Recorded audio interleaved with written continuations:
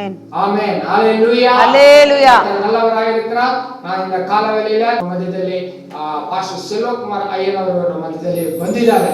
ತುಂಬಾ ಸಂತೋಷ. ಅವರನ್ನ ಕರಗಳು ತಟ್ಟಿ ನಾವೆಲ್ಲರೂ ಸ್ವಾಗತ ಮಾಡೋಣ. ಆಮೆನ್. ಹalleluya. ಹalleluya. Praise the lord.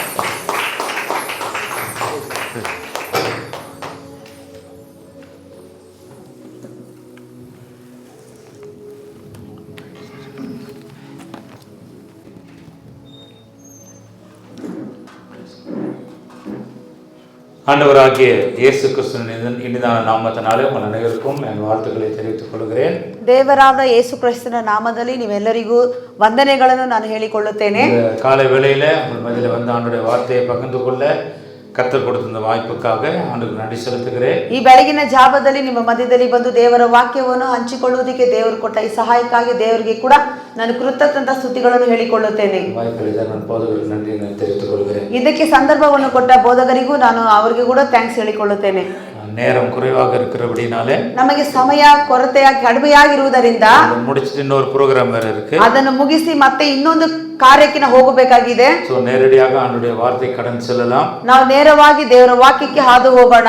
இந்த நாளுடைய செய்திக்கு ஆதாரமாக தெரிந்து கொள்ளப்பட்ட வேத பகுதி ಈ ದಿನಕ್ಕೆ ಬೇಕಾಗಿರುವ ವಾಕ್ಯಕ್ಕೆ ಆಧಾರವಾಗಿ ವೇದ ವಚನಗಳು 1 ಸಾಮುವೇಲ್ 1 ಸಾಮುವೇಲು 16வது அதிகாரம் 16ನೇ ಅಧ್ಯಾಯ 7வது ವಚನ. 7ನೇ ವಚನ. ಆದರೆ ಯೆಹೋವನು ಸಾಮುವೇಲನಿಗೆ, ನೀನು ಅವನ ಚೆಲುವಿಕೆಯನ್ನು ನೀಲವನ್ನು ನೋಡಬೇಡ, ನಾನು ಅವನನ್ನು ತಳ್ಳಿಬಿಟ್ಟಿದ್ದೇನೆ. ಯೆಹೋವನು ಮನುಷ್ಯರಂತೆ ಹೊರಗಿನ ತೋರಿಕೆಯನ್ನು ನೋಡದೆ ಹೃದಯವನ್ನೇ ನೋಡುವವನಾಗಿದ್ದಾನೆ ಅಂದನು. கர்த்தர் சாமுவேலை நோக்கி, ದೇವರು ಸಾಮುವೇಲನನ್ನು ನೋಡಿ, இவனுடைய முகத்தையும் இவனுடைய சரீர வளர்ச்சியும் பார்க்க வேண்டாம். ನೀನು ಆತನ ಮುಖವನ್ನು ಆತನ ಶರೀರ ಬೆಳವಣಿಗೆಯನ್ನು ನೋಡಬೇಡ. நான் இவனை புறக்கணித்தேன். ನಾನು ಈತನನ್ನು ತಳ್ಳಿ ಬಿಟ್ಟಿದ್ದೇನೆ. மனுஷன் பார்க்கிறபடி நான் பாரேன். ಮನುಷ್ಯನು ನೋಡುವ ಪ್ರಕಾರ ನಾನು ನೋಡುವುದಿಲ್ಲ. மனுஷன் முகத்தை பார்ப்பான், ಮನುಷ್ಯನಾದರೂ ಮುಖವನ್ನು ನೋಡುತ್ತಾನೆ. கர்த்தரோ இருதயத்தை பார்க்கிறார். ದೇವರಾದರೆ ಯೆಹೋವನು ನಮ್ಮ ಹೃದಯವನ್ನು ನೋಡುವಾತನಾಗಿದ್ದಾನೆ. கண்களை மூடி நாம் ஜெபிக்கலாம். ನಾವು ಕಣ್ಣುಗಳನ್ನು ಮುಚ್ಚಿ ಪ್ರಾರ್ಥನೆ ಮಾಡೋಣ. அன்பின் ஆண்டவரே, இந்த நாளுக்காக நன்றியோடு நாங்கள் உம்மை துதிக்கிறோம், உம்மை ஸ்தோத்திரிக்கிறோம். ಪ್ರೀತಿಯ ದೇವರೇ, ಈ ದಿನಕ್ಕಾಗಿ ನಾವು ನಿಮ್ಮನ್ನು ಸ್ತುತಿಸುತ್ತೇವೆ, ವಂದಿಸುತ್ತೇವೆ. இந்த ஆராதனைக்காக நன்றி ஆண்டவரே. ಈ ಆರಾಧನೆಗಾಗಿ ನಿಮಗೆ ಸ್ತೋತ್ರ ದೇವರೇ. உம்முடைய பிரசன்னங்கள் மத்தியில் இருக்கிறதுக்காக நன்றி. ನಿಮ್ಮ ಪ್ರಸನ್ನತೆ ನಮ್ಮ ಮಧ್ಯದಲ್ಲಿ ಇರುವುದಕ್ಕಾಗಿ ನಿಮಗೆ ಸ್ತೋತ್ರ. இப்பொழுது வசனத்தை தியானிக்கும் போது ನಾವು ಮುಂದುವರಿಸಿ ನಿಮ್ಮ ವಚನಗಳನ್ನು ಧ್ಯಾನಿಸುವಾಗ எங்களை மறைத்து நீர் வெளிப்படும், ನಮ್ಮನ್ನು ಮರೆತು ನೀನು ಪ್ರಕಟಣೆ ಆಗಬೇಕು. உம்முடைய நாமம் மகிமைப்பட உதவி செய்யும். ನಿಮ್ಮ ನಾಮ ಮಾತ್ರವೇ ಮಹಿಮೆ ಹೊಂದುವುದಕ್ಕೆ ಸಹಾಯವನ್ನು ಮಾಡು. இயேசுவின் மூலம் பிதாவே, ಯೇಸುವಿನ ಮೂಲಕ ತಂದೆಯೇ. ஆமென். ಆಮೆನ್. ஹல்லேலூயா. ಹಲ್ಲೇಲೂಯಾ. கர்த்தர் நல்லவர், அவருடைய கிருபை என்றும் உள்ளது. ಕರ್ತನು ಒಳ್ಳೆಯವನು, ಆತನ ಕೃಪೆಯು ಎಂದಿಗೂ ಶಾಶ್ವತವಾದದ್ದು. ಆಮೆನ್. ஜனவரி மாசத்திலிருந்து இன்று வரைக்கும் கர்த்தர் நம்மோடு இருக்கிறார். ಜನವರಿ ತಿಂಗಳಿಂದ ಈ ತಿಂಗಳಿನವರೆಗೂ ದೇವರು ನಮ್ಮ ಸಂಗಡ ಇದ್ದಾರೆ. ஆமென். ಆಮೆನ್. ஹல்லேலூயா. ಹಲ್ಲೇಲೂಯಾ. தேவன் நமக்கு ஜீவன், சுகம், பலன் கொடுத்து நடத்தி வருகிறார். ದೇವರು ನಮಗೆ ಜೀವ, ಬಲ, ಸುಖ, ಆರೋಗ್ಯವನ್ನು ಕೊಟ್ಟು ನಡೆಸುತ್ತಾ ಬರ್ತಿದ್ದಾರೆ. ஆமென். ಹಲ್ಲೇಲೂಯಾ. ಹಲ್ಲೇಲೂಯಾ. எப்பவுமே ஆண்டவருடைய பிரசன்னத்தை நம்ம உணர வேண்டியவர்களா இருக்கிறோம். ಯಾವಾಗಲೂ ದೇವರ ಪ್ರಸನ್ನತೆಯನ್ನು ನಾವು ಗ್ರಹಿಸುವವರಾಗಿರಬೇಕು. தனிப்பட்ட வாழ்க்கையில உணர வேண்டும். ನಿಮ್ಮ ವೈಯಕ್ತಿಕವಾದ ಜೀವನದಲ್ಲಿ ಕೂಡ ಅದನ್ನು ಗ್ರಹಿಸುವವರಾಗಿರಬೇಕು. இது ஒரு மிக முக்கியமான ஒரு சூழ்நிலை. ಇದು ತುಂಬಾ ಪ್ರಾಮುಖ್ಯವಾದ ಒಂದು ಪರಿಸ್ಥಿತಿ. இஸ்ரவேலிலே ஒரு ராஜா தேவைப்படுகிறது. ಇಸ್ರಾಯೇಲರಿಗೆ ಒಂದು ಅರಸನು ಬೇಕಾಗಿದ್ದಾರೆ. சவுலை ஆண்டவர் புறக்கணிக்கிறார். ಸೌಲನ್ನು ದೇವರು ತಿರಸ್ಕಾರ ಮಾಡುತ್ತಾ ಇದ್ದಾರೆ. அவனுடைய இடத்துல இன்னொரு ராஜாவை தெரிந்து கொள்ள ಆತನ ಸ್ಥಾನದಲ್ಲಿ ಇನ್ನೊಂದು ಅರಸನನ್ನು ಆಯ್ಕೆ ಮಾಡುವುದಕ್ಕೆ ஈசாய் என்கிற ஒரு மனுஷனுடைய வீட்டுக்கு சாமுவேல் தீர்க்கதரிசியை ஆண்டவர் அனுப்புகிறார்.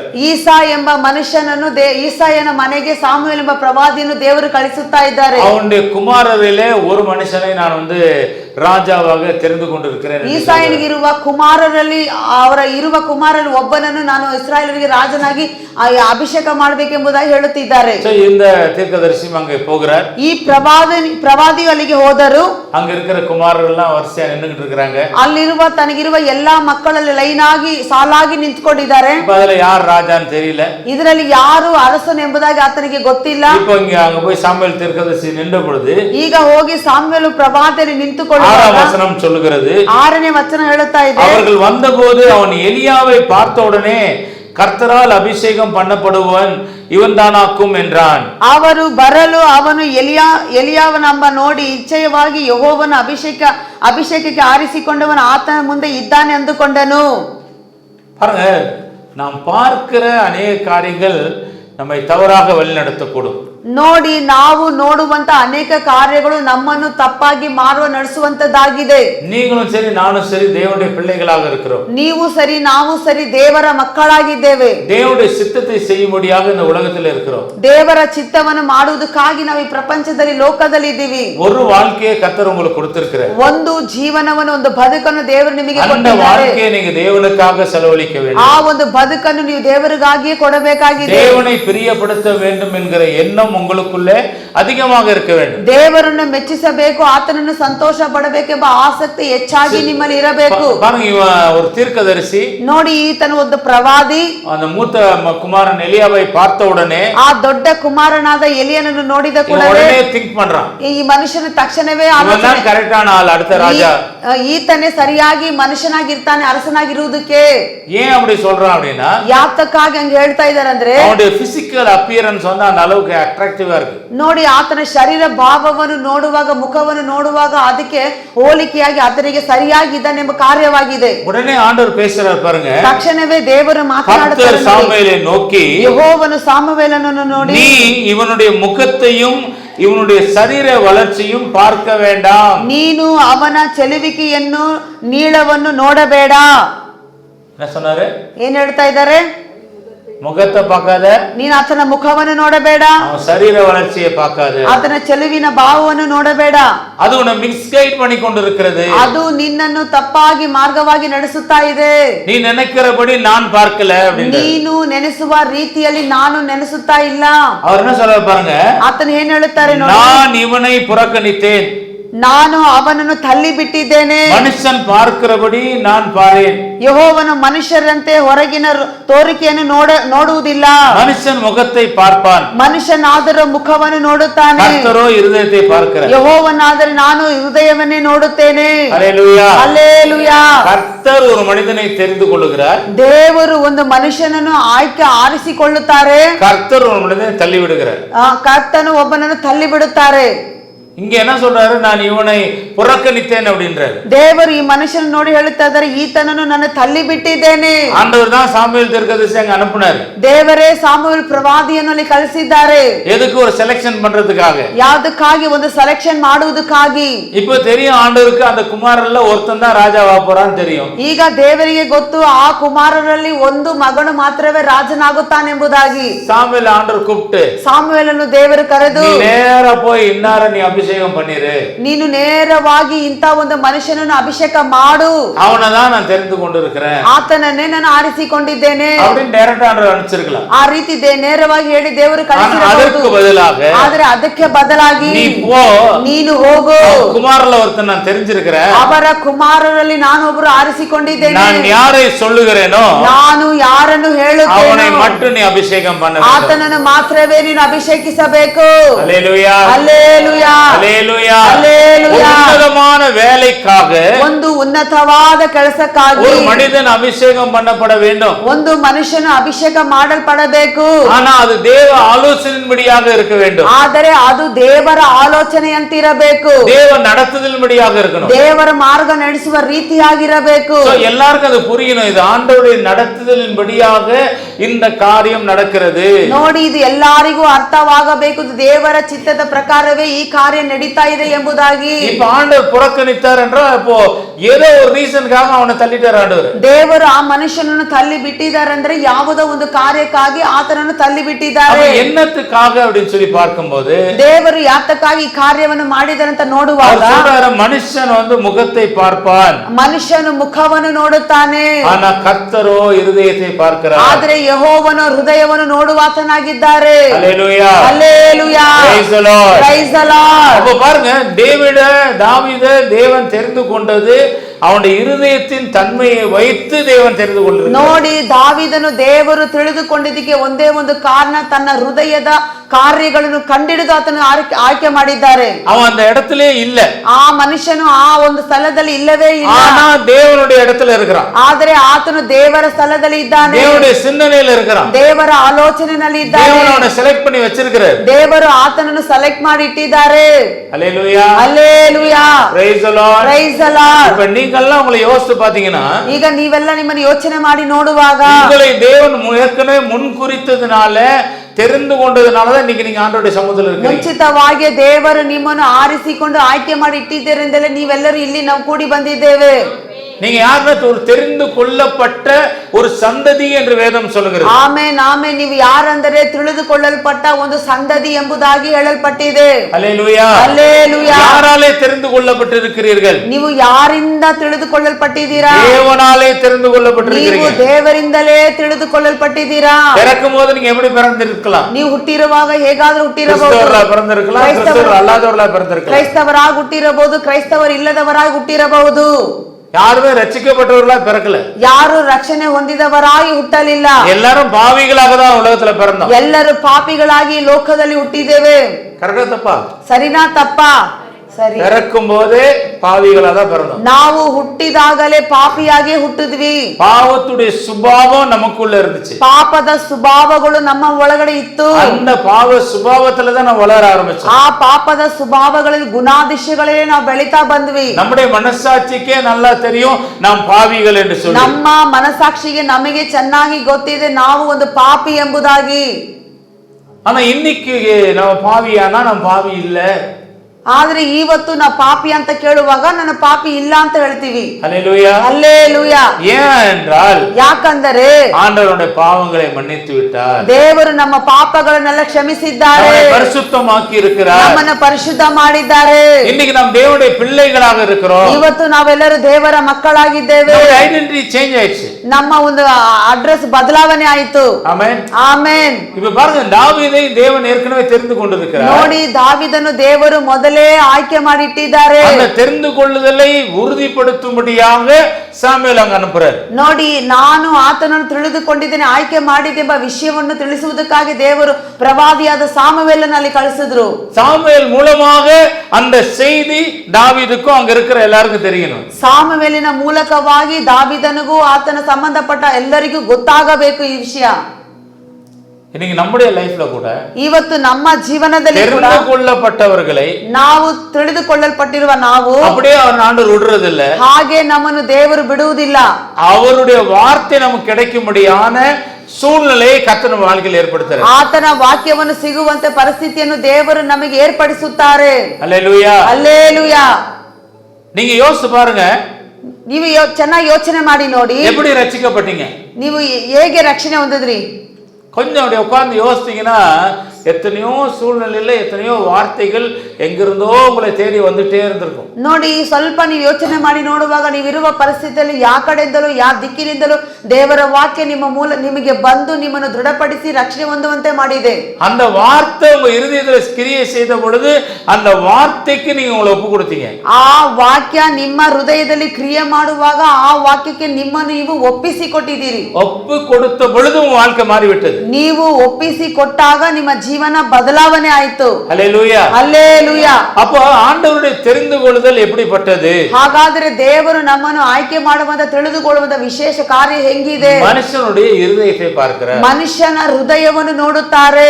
அந்த இருதயத்துல ஒரு தேவ பக்தி இருக்கிறதா என்று பார்க்கிறார். ಆ ಹೃದಯದಲ್ಲಿ ದೇವರ ಭಕ್ತಿ ಇದೆಯಾ ಎಂಬುದಾಗಿ ನೋಡುತ್ತಾರೆ. இன்னொரு வசனம் இருக்கிறது, ಇನ್ನೊಂದು ವಚನ ಕೂಡ ಇದೆ, பக்தி உள்ளவனை கர்த்தர் தமக்காக தெரிந்து கொண்டார். ಭಕ್ತಿ ಉಳ್ಳವವನ್ನು ದೇವರು ತಮಗಾಗಿ ಆರಿಸಿಕೊಂಡಿದ್ದಾರೆ.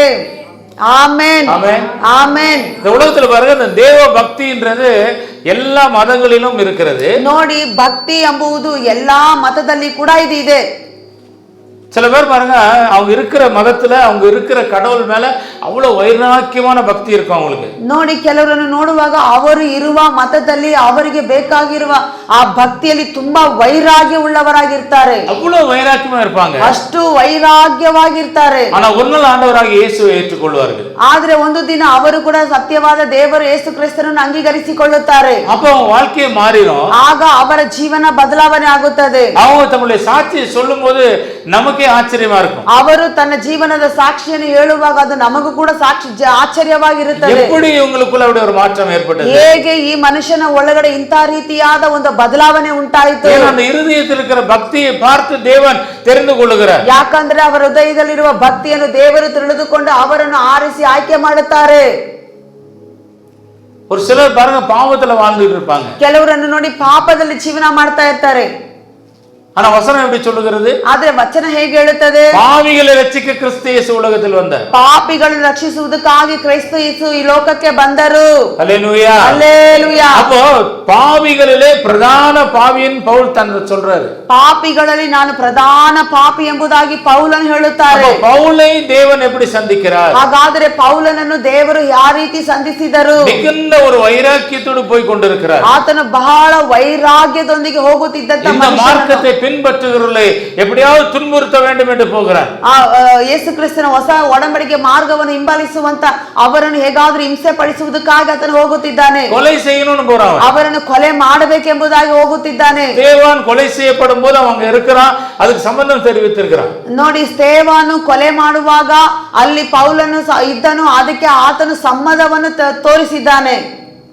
அப்படிப்பட்டவனை ಅಂತ ಒಂದು ಮನುಷ್ಯನನ್ನು தேவன் அப்படியே மாத்திட்டார். ದೇವರು ಹಾಗೆ ಬದಲಾಯಿಸಿದರು.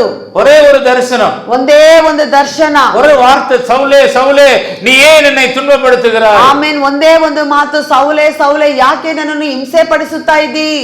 நீ துன்பப்படுத்துகிற இயேசு நானே, ನೀನು ಹಿಂಸಿಸುವಂತ ಯೇಸು ಕ್ರಿಸ್ತ ನಾನೇ. அதோட அவன் சரண்டர் ஆயிரான். ಅವತ್ತಿಗೆ ಅಲ್ಲೇ ಆತನು ಸರೆಂಡರ್ ಆಗುತ್ತಾನೆ. கலாத்தியர்ல எடுத்து வாசித்தீங்கன்னா, ಗಲಾತ್ಯರಲ್ಲಿ ತೆಗೆದು ಓದುವಾಗ சொல்லும்போது முன்ன நான் இப்படி எல்லாம் இருந்தேன், ஆனா ஆண்டவருடைய கிருபை தான் என்னை மாற்றினது என்று சொல்லுகிறார். ಆತನು ಮಾತನಾಡುತ್ತಾನೆ, ನಾನು ಮುಂದಿನ ಕಾಲದಲ್ಲಿ ನಾನು ಈ ರೀತಿಯಾಗಿ ಎಲ್ಲ ನಾನು ಇದ್ದೆ, ಹಿಂಗೆಲ್ಲ ಜೀವನ ಮಾಡ್ತಾ ಇದ್ದೆ, ಆದ್ರೆ ಆತನ ಕೃಪೆಯೇ ನನ್ನನ್ನು ಬದಲಾಯಿಸಿದೆ ಎಂಬುದಾಗಿ ಹೇಳುತ್ತಾರೆ. ஹல்லேலூயா, ஹல்லேலூயா. ஏன்னா கர்த்தர் ஒன்றை பார்க்கிறார். ಯಾಕಂದ್ರೆ ದೇವರು ಒಂದು ವಿಷಯವನ್ನು ನೋಡುತ್ತಾರೆ, ಮನುಷ್ಯன் ஒன்றை பார்க்கிறார். ಮನುಷ್ಯನು ಒಂದನ್ನು ನೋಡುತ್ತಾರೆ, கர்த்தர் ஒன்றை பார்க்கிறார். ಮನುಷ್ಯನು ದೇವರು ಒಂದು ರೀತಿಯಾಗಿ ನೋಡುತ್ತಾರೆ. இன்னைக்கு நம்முடைய லைஃப் பாருங்க, ಇವತ್ತು ನಮ್ಮ ಜೀವನವನ್ನು ನೋಡಿರಿ. நம்ம இந்த உலகத்துல வாழ்ந்துட்டு இருக்கிறோம். ನಾವು ಈ ಲೋಕದಲ್ಲಿ ಜೀವಿಸುತ್ತಾ ಇದ್ದೇವೆ. ஒரு வேலைக்கு போயிட்டு இருக்கலாம், படிச்சிட்டு இருக்கலாம், ಒಂದು ಕೆಲಸಕ್ಕೆ ಹೋಗುತ್ತಾ ಇರಬಹುದು, ಒಂದು ವೇಳೆ ವಿದ್ಯಾಭ್ಯಾಸ ಮಾಡುತ್ತಾ ಇರಬಹುದು, வீட்டிலே ஒரு ஹவுஸ் வைஃபா கூட நீங்க இருக்கலாம், ಇಲ್ಲವಾದ್ರೆ ಮನೆಯಲ್ಲಿ ಹೌಸ್ ವೈಫ್ ಕೂಡ ಇರಬಹುದು. என்ன ஒரு பண்ணிட்டு இருக்கீங்க? ಯಾವುದೋ ಒಂದು ಮಾಡ್ತಾ ಇದೀವಿ. மனுஷன் என்ன பண்றான்? ಮನುಷ್ಯನ ಬಂದು ಏನ್ ಮಾಡ್ತಾನೆ? நம்மளை பத்தி எவாலுவேட் பண்றாங்க, ನಮ್ಮನ್ನು ಅದರಿಂದ ಇದು ದೂರಪಡಿಸ್ತಾರೆ, நம்மள என்னன்னா ಮಾರ್ಕ್ போடுறாங்க, ನಮ್ಗೆ ಒಂದು ಮಾರ್ಕ್ ಹಾಕ್ತಾರೆ. இவன் எதுக்குமே சரிப்பட்டு வர மாட்டான், ಈತನು ಯಾರಿಗೂ ಯಾವ ಕಾರ್ಯಕ್ಕೂ ಲಾಯಕ್ ಇಲ್ಲ, உருப்பட மாட்டான், ಈತನು ಉದ್ಧಾರ ಆಗೋದಿಲ್ಲ, இவன் சோம்பேறி, ಈತನೊಂದು ಸೋಂಬೇರಿ, எதுனா ஒண்ணு சொல்லுவாங்க நம்மளை பத்தி, ಆತನ ಬಗ್ಗೆ ಏನಾದ್ರೂ ಹೇಳ್ತಾ ಇರ್ತಾರೆ. இதெல்லாம் நம்ம கேட்டு கேட்டு கேட்டு என்ன ஆயிடுச்சு? ಇದೆಲ್ಲ ನಾವು ಕೇಳಿ ಕೇಳಿ ಕೇಳಿ ಏನಾಯ್ತು? நம்ம மனசுல அதை ஏத்துக்கிட்டு ನಮ್ಮ ಮನಸ್ಸಲ್ಲಿ ಅದನ್ನು ಅಂಗೀಕರಿಸಿಕೊಂಡು அதுதான் நாம நினைச்சிட்டு இருக்கிறோம். ಅದೇ ನಾವ ಎಂಬುದಾಗಿ ನಾವು ನೆನಪಲ್ಲಿದ್ದೀವಿ. ஆனா தேவன் பாருங்க, ಆದ್ರೆ ದೇವರು ನೋಡಿ, மனுஷன் பார்க்கிற பிரகாரமாய் பார்ப்பது, ಮನುಷ್ಯನು ನೋಡುವ ರೀತಿಯಲ್ಲಿ ದೇವರು ನೋಡುವುದಿಲ್ಲ. அவர் உங்களுக்குள்ளே வேறொரு மனிதன் இருக்கிறதை அவர் பார்க்கிறார். ನಿಮ್ಮ ಒಳಗಡೆ ಬೇರೆ ಮನುಷ್ಯನು ಇರುವುದನ್ನು ದೇವರು ನೋಡುತ್ತಾ ಗಮನಿಸುತ್ತಾ ಇದ್ದಾರೆ. அதனாலதான் இந்த அபிஷேகம் உங்களை தேடி வருகிறது. ಅದಕ್ಕಾಗಿಯೇ ದೇವರ ಅಭಿಷೇಕ ನಿಮ್ಮನ್ನು ಹುಡುಕಿಕೊಂಡು ಬರ್ತಾ ಇದೆ. பழைய ஏற்பாடு காலத்துல பாத்தீங்கன்னா இந்த அபிஷேகம் என்பது ஒரு சிலர் மேலதான் இறங்கி வருகிறது. ಹಳೆ ಒಡಂಬಡಿಕೆಯಲ್ಲಿ ನೋಡುವಾಗ ಈ ಅಭಿಷೇಕ ಎಂಬುದು ಕೆಲವರ ಮೇಲೆ ಮಾತ್ರ ಇಳಿದು ಬರ್ತಾ ಇತ್ತು. புதிய ஏற்பாடுல பார்க்கும்போது, ಆದ್ರೆ ಹೊಸ ಒಡಂಬಡಿಕೆಯಲ್ಲಿ ನೋಡುವಾಗ கடைசி நாட்களில் மாம்சமான யாவர் மேலும் என் ஆவியை ஊற்றுவேன் அப்படின்ட்டு, ಆಮೇನ್ ಕೊನೆ ದಿನಗಳಲ್ಲಿ ಮಾಂಸವಾಗಿರುವ ಪ್ರತಿಯೊಬ್ಬರ ಮೇಲೆ ನನ್ನ ಆತ್ಮವನ್ನ ಸುರಿಸುವನೆಂಬುದಾಗಿ ಹೇಳಿದ್ದಾರೆ. Hallelujah, hallelujah, praise the Lord. Praise the Lord. ஒரு அபிஷேகம் கடந்து வருகிறது. ನೋಡಿ, ಅಭಿಷೇಕ ನಮ್ಮ ಮೇಲೆ ಹಾದು ಬರ್ತಿದೆ. பாருங்க, அப்போஸ்தலர் 9வது அதிகாரத்துல, ಅಪೊಸ್ತಲ ಕೃತ್ಯಗಳು 9ನೇ ಅಧ್ಯಾಯದಲ್ಲಿ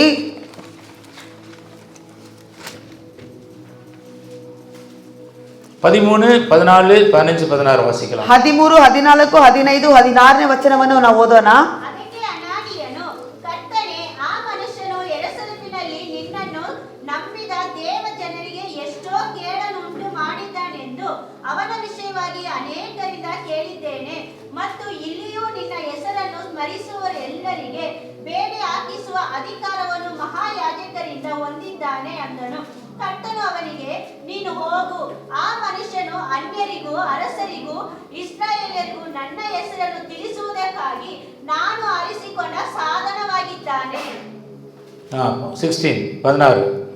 ಅವನು ನನ್ನ ಹೆಸರಿನ ನಿಮಿತ್ತ ಎಷ್ಟು ಹಿಂಸೆ ಅನುಭವಿಸಬೇಕೆಂಬುದನ್ನು ನಾನೇ ಅವನಿಗೆ ತೋರಿಸುವೆನು. ஆமென். ஹல்லேலூயா. ಹಲ್ಲೇಲೂಯಾ. இங்க பாருங்க, சவுலை பற்றி அனனியா ஒரு அபிப்பிராயம் வச்சிருக்கிறார். ನೋಡಿ, ಸೌಲನ ಕುರಿತು ಅನನ್ಯ ಎಂಬ ಮನುಷ್ಯನು ಒಂದು ಅಭಿಪ್ರಾಯವನ್ನು ಇಟ್ಟುಕೊಂಡಿದ್ದಾನೆ. தேவன் ஒரு அபிப்பிராயத்தை வச்சிருக்கார். ದೇವರು ಆತನ ಮೇಲೆ ಒಂದು ಅಭಿಪ್ರಾಯವನ್ನು ಇಟ್ಟಿದ್ದಾರೆ. ஹல்லேலூயா. ಹಲ್ಲೇಲೂಯಾ. இவன் சவுல் பேசுற இந்த அனனியா பேசுற வார்த்தை பாத்தீங்கன்னா, ಈ ಅನನ್ಯ ಮಾತನಾಡುವಂತ ಮಾತನ್ನು ಕೇಳಿದರೆ, அவனை குறித்து அநேகரால் கேள்விப்பட்டிருக்கிறேன். ಅವನ ಕುರಿತು ನಾನು ಅನೇಕರಿಂದ ಕೇಳಲ್ಪಟ್ಟಿದ್ದೇನೆ.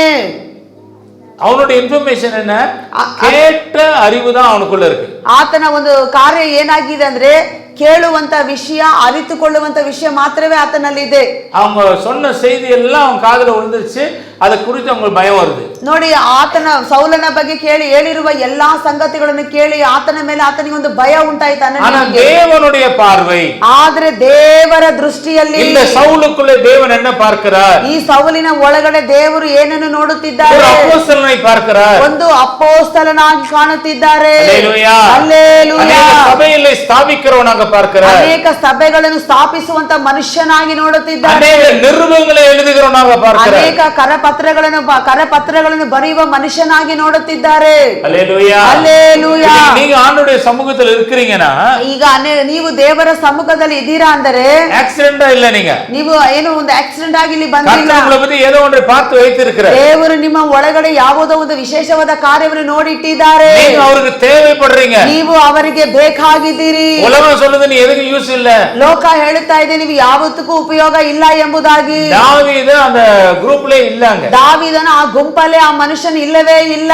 ஏன் அப்படின்னா, ಯಾಕಂದರೆ அவன் ஆடு மேய்க்கதான் லாய்க்குன்னு சொல்லி அனுப்பிச்சிட்டாங்க அவனை. ಆತನನ್ನು ಕುರಿಗಳನ್ನು ಮೇಯಿಸುವುದಕ್ಕೆ ಲಾಯಕ್ ಎಂಬುದಾಗಿ ಆತನನ್ನು ಅಡವಿಗೆ ಕಳಿಸಿದರು. இவங்க பிளான் பண்ணிட்டாங்க என்னன்னா, அந்த செலக்ஷன் குரூப்ல ಇವನಿಗೆ ತಗುದಿ ಇಲ್ಲ அப்படின்னு நினைச்சிட்டாங்க. ನೋಡಿ, ಆ ಕುಟುಂಬದಲ್ಲಿ ಆ ಸೆಲೆಕ್ಷನ್ ಗ್ರೂಪ್ ಅಲ್ಲಿ ದಾವೀದನಿಗೆ ಯಾವ ಒಂದು ಕಾರ್ಯಕ್ಕೆ ಯೋಗ್ಯತೆ ಇಲ್ಲ ಎಂಬುದಾಗಿ ಅವರು ತೀರ್ಮಾನ ಮಾಡಿದರು. ತೊಳಿಲ್ ಆಡು ಮೇಯ್ಕಿದ್ರೆ ಆಡು ಮೇಯ್ಕೇಟು. ಆತನ ಒಂದು ಕೆಲಸ ಕುರಿಗಳನ್ನು ಮೇಯಿಸುವುದು, ಆತನ ಕುರಿಗಳನ್ನು ಮೇಯಿಸುತ್ತಾನೇ ಇರಲಿ ಎಂಬುದಾಗಿ. ಹಲ್ಲೇಲೂಯಾ. ಹಲ್ಲೇಲೂಯಾ. ದೇವರು என்ன பார்க்கிறாரு? ಆದ್ರೆ ದೇವರು ಏನನ್ನು ನೋಡುತ್ತಿದ್ದಾರೆ? ದಾವೀದಕ್ಕುள்ளே ஒரு ராஜாவை பார்க்கிறார். ದಾವೀದನ ಒಳಗಡೆ ಒಂದು ರಾಜನನ್ನು, ಅರಸನನ್ನು ಕಂಡರು. Amen. Amen. Amen. Hallelujah. Hallelujah. Praise the Lord. Praise the Lord. உங்களுக்குள்ள என்ன தேவன் பார்க்கிறாரோ அதுதான் தீர்க்க தரிசனமா உங்களை நோக்கி வந்து கொண்டு இருக்கிறது. ಆಮೆನ್. ಆಮೆನ್. ದೇವರು ನಿಮ್ಮ ಒಳಗಡೆ ಇವತ್ತು ಯಾವ ವಿಷಯವನ್ನು ನೋಡುತ್ತಿದ್ದಾರೋ ಅದೇ ನಿಮಗೆ ಪ್ರವಾದನೆಯಾಗಿ ನಿಮ್ಮ ಒಳಗಡೆ ಅದು ಬರ್ತಾ ಇದೆ. நிறைய வேளை தீர்க்க தரிசனங்கள் உங்களை தேடி வருகிறது, நீங்க கேட்கறீங்க, ஆனா கீழ்ப்படிய மாட்டேங்கிறீங்க. ಆದ್ರೆ ಅನೇಕ ಬಾರಿ ಪ್ರವಾದನೆಯ ಮಾತುಗಳು, ದೇವರ ಮಾತು ನಿಮ್ಮನ್ನು ಹುಡುಕಿಕೊಂಡು ಬರುವಾಗ ನೀವು ಕೇಳುತ್ತೀರಿ, ಆದ್ರೆ ಅದಕ್ಕೆ ವಿಧೇಯತರಾಗುತ್ತಾ ಇಲ್ಲ. ಆಮೆನ್. ಆಮೆನ್. பேதுருவ மீன் பிடிச்சிட்டு இருக்காங்க. ಪೇತ್ರನು ಮೀನನ್ನು ಹಿಡಿತಾ ಇದ್ದಾರೆ. திடீர்னு ஆண்டவர் சொல்றாரு, ತಕ್ಷಣವೇ ದೇವರು ಹೇಳ್ತಾರೆ, வாங்க, ನೀನು ನನ್ನ ಹಿಂದೆ ಬನ್ನಿರಿ, ನಾನು உங்களை ಮನುಷ್ಯர்களை பிடிக்கிறேன், ನಾನು ನಿಮ್ಮನ್ನು ಮನುಷ್ಯರು ಹಿಡಿಯುವವರಾಗಿ ಮಾಡುವೆನು. உலகத்தின் பார்வையில, ಲೋಕದ ದೃಷ್ಟಿಯಲ್ಲಿ இவர்கள் மீனவர்கள், ಇವರು ಮೀನಿಡಿಯುವವರು. ஆண்டவருடைய பார்வையில, ದೇವರ ದೃಷ್ಟಿಯಲ್ಲಿ இவர்கள் ஆத்தும ಆದಾಯ ಸೇರವங்க, ಇವರು ಆತ್ಮ ಆದಾಯವನ್ನು ಮಾಡುವವರಾಗಿದ್ದಾರೆ. Hallelujah. Hallelujah. Praise the Lord. Praise the Lord. அதனாலதான் அபிஷேகம் தேடி வருது. ಆದುದರಿಂದಲೇ ಈ ಅಭಿಷೇಕ ನಿಮ್ಮನ್ನು ಹುಡುಕಿಕೊಂಡು ಬರ್ತಾ ಇದೆ. அப்புறம் பேதுரு யோவானும் பிரசங்கம் பண்ணும்போது, ಆಮೇಲೆ ಪೇತ್ರನು ಯೋಹಾನನ ಪ್ರಸಂಗ ಮಾಡುವಾಗ எல்லாரும் ஆச்சரியப்படுறாங்க. ಎಲ್ಲರೂ ಆಶ್ಚರ್ಯ ಪಡುತ್ತಿದ್ದಾರೆ. படிப்பறிவு ಇಲ್ಲದவங்க, ಅಯ್ಯೋ ಇವರು ವಿದ್ಯಾಭ್ಯಾಸ ಇಲ್ಲದವರು, இப்படிப்பட்டவங்க எப்படி பிரசங்கம் பண்றாங்க, ಇಂಥವರು ಹೇಗೆ ಈ ರೀತಿಯಾಗಿ ಪ್ರಸಂಗವನ್ನು ಮಾಡುತ್ತಿದ್ದಾರೆ, பிரசங்கத்தை பார்த்து ஆச்சரியப்படுறாங்க. ಆ ಪ್ರಸಂಗವನ್ನು ಕೇಳಿ ಅಲ್ಲಿರೋ ಜನರೆಲ್ಲ ಆಶ್ಚರ್ಯ அப்ப ಪಡುತ್ತಿದ್ದಾರೆ. இயேசுவோடு இருந்தவர்கள் அறிந்து கொண்டார்கள். ಅವರೆಲ್ಲರೂ ಯೇಸುವಿನ ಸಂಗಡ ಇದ್ದವರೆಂಬುದಾಗಿ ಅವರು ತಿಳಿದುಕೊಂಡರು. ஹல்லேலூயா. ಹಲ್ಲೇಲೂಯಾ. அதனால உங்க லைஃப்ல முதல்ல தெரிஞ்சுக்கங்க, ಅದಕ್ಕಾಗಿ ಮೊದಲು ನಿಮ್ಮ ಜೀವನವನ್ನು ಸರಿಯಾಗಿ ಅರ್ಥ ಮಾಡಿಕೊಳ್ಳಿ. கர்த்தர் உங்களை அபிஷேகம் பண்ணதுக்கு ஒரு நோக்கம் இருக்கு. ದೇವರು ನಿಮ್ಮನ್ನು ಅಭಿಷೇಕ ಮಾಡಿದ್ದಕ್ಕೆ ಒಂದು ಉದ್ದೇಶವಿದೆ. இந்த சபைக்குள்ளே நீங்கள் இருக்கிறதுக்கு ஒரு முக்கியமான நோக்கம் இருக்கு. ಈ ಸಭೆ ಒಳಗಡೆ ನೀವು ಇರುವುದಕ್ಕೆ ಮುಖ್ಯವಾದ ದೇವರ ಒಂದು ಕಾರ್ಯ ಇದೆ. இந்த வார்த்தையை நீங்க கேட்டுட்டு இருக்கீங்கன்னா இதுல ஏதோ ஒரு செய்தி உங்களுக்கு அடங்கி இருக்கு. ಆಮೆನ್. ಈ ಸಂದೇಶವನ್ನು ಒಂದು ವೇಳೆ ಕೇಳುತ್ತಿದ್ದೀರಾ ಅಂದರೆ ಇದರ ಒಳಗಡೆ ಯಾವುದೋ ಒಂದು ಕಾರ್ಯ ನಿಮಗೆ ತುಂಬಾ ಪ್ರಾಮುಖ್ಯವಾಗಿ ಬೇಕಾಗಿದೆ. நீங்க தேவனுக்காக எழும்ப வேண்டிய காலம் வந்திருக்கிறது. ನೀವು ದೇವರಿಗಾಗಿ ಎದ್ದೇಳುವಂತ ಕಾಲ ಸಮಯ ಬಂದಿದೆ. தேவ சித்தத்தை உங்க வாழ்க்கையில செய்ய வேண்டிய காலம் வந்திருக்கிறது. ದೇವರ ಚಿತ್ತವನ್ನು ನೆರವೇರಿಸುವಂತ ಮಾಡುವಂತ ಸಮಯ ಕಾಲ ನಿಮಗೆ ಬಂದಿದೆ. 1 ಕೊರಿಂಥಿಯರ್ 6வது அதிகாரம் ನೋಡಿ 1 ಕೊರಿಂಥದವರಿಗೆ 6ನೇ ಅಧ್ಯಾಯದಲ್ಲಿ 19-20 ವಚನದ ವಾಸ್ತು ಪಾರುங்க. 19-20ನೇ ವಚನವನ್ನು ನಾವು ಓದೋಣ. ದೇವರಿಂದ ದೊರಕಿ ನಿಮ್ಮೊಳಗೆ ನೆಲೆಗೊಂಡಿರುವ ಪವಿತ್ರಾತ್ಮನಿಗೆ ನಿಮ್ಮ ದೇಹವು ಗರ್ಭಗುಡಿ ಆಗಿದೆ ಎಂಬುದು ನಿಮಗೆ ತಿಳಿಯದೋ? ನೀವು ನಿಮ್ಮ ಸ್ವಂತ ಸೊತ್ತಲ್ಲ, ನೀವು ಕ್ರಯಕ್ಕೆ ಕೊಳ್ಳಲ್ಪಟ್ಟವರು ಆದ ಕಾರಣ ನಿಮ್ಮ ದೇಹದಲ್ಲಿ ದೇವರ ಅಭಿಪ್ರಾಯವನ್ನು ಪ್ರಕಾಶಪಡಿಸಿರಿ. உங்கள் சரீரமானது நீங்கள் தேவனாலே பெற்றும் உங்களிலே தங்கியும் இருக்கிற பரிசுத்த ஆவியினுடைய ஆலயமாய் இருக்கிறது என்றும் நீங்கள் உங்களுடைய அல்ல என்று அறியீர்களா? ಆಮೆನ್. ದೇವರಿಂದ ದೊರಕಿ ನಿಮ್ಮೊಳಗೆ ನೆಲೆಗೊಂಡಿರುವ ಪವಿತ್ರಾತ್ಮನಿಗೆ ನಿಮ್ಮ ದೇಹವು ಗರ್ಭಗುಡಿಯಾಗಿದೆ ನಿಮಗೆ ತಿಳಿಯದೋ? ஆமென். ಆಮೆನ್. அறியீர்களா? தெரியாதா அப்படின்னு கேக்குறாரு. ದೇವರು ತಿಳಿಯಲಿಲ್ಲವಾ, ನಿಮಗೆ ಗೊತ್ತಿಲ್ಲವಾ ಅಂತ ಕೇಳುತ್ತಿದ್ದಾರೆ. இல்லைங்களா?